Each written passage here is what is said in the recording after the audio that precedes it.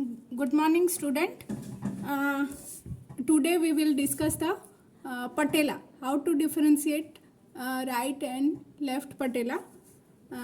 Patella is a triangular sesamoid bone developed in the tendon of quadriceps femoris, having this part is a apex, this part is a base, and having two lateral borders.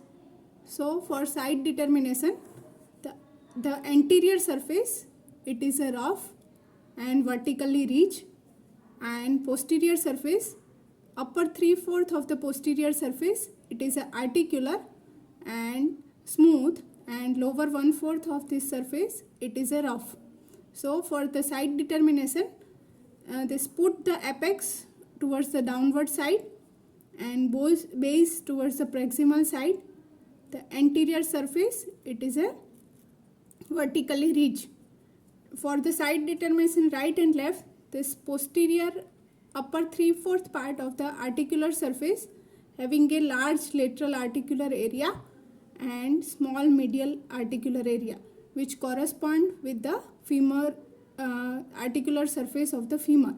So if you raise the patella on the flat surface, it rests on the lateral surface. So this patella is of left side, having a apex distally, base proximally, and rest on the lateral surface.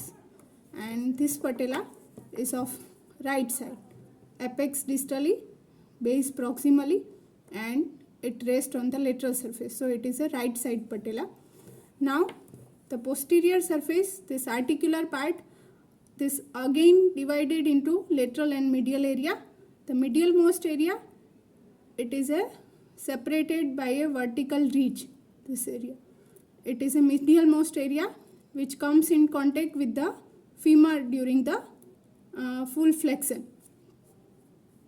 Then this lateral and medial area again divided into two transverse ridges into lowermost, middle, and uppermost impression. The lowermost impression comes in contact with the femur during the extension of the knee joint. The middle area, it comes in contact with the femur during the initiation of the flexion, and uppermost area with during the full flexion. And this attachment on the patella, this base, there is a two attachment. Anteriorly, there is an insertion of the rectus femoris, and posteriorly, there is an insertion of vastus intermedius. Then medial and lateral border.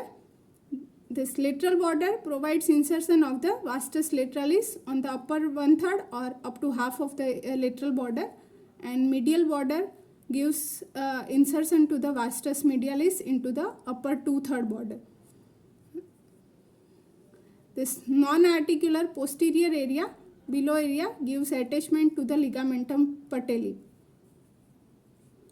So the patella has having a natural tendency of dislocated laterally, which is prevented by this muscular factor and bony factor. The bony factor, this lateral articular surface of the patella is larger compared to the medial surface, and this vastus medialis, it is an insertion it up to the upper 2/3, which is longer compared to the vastus lateralis, which prevent the lateral displacement of patella.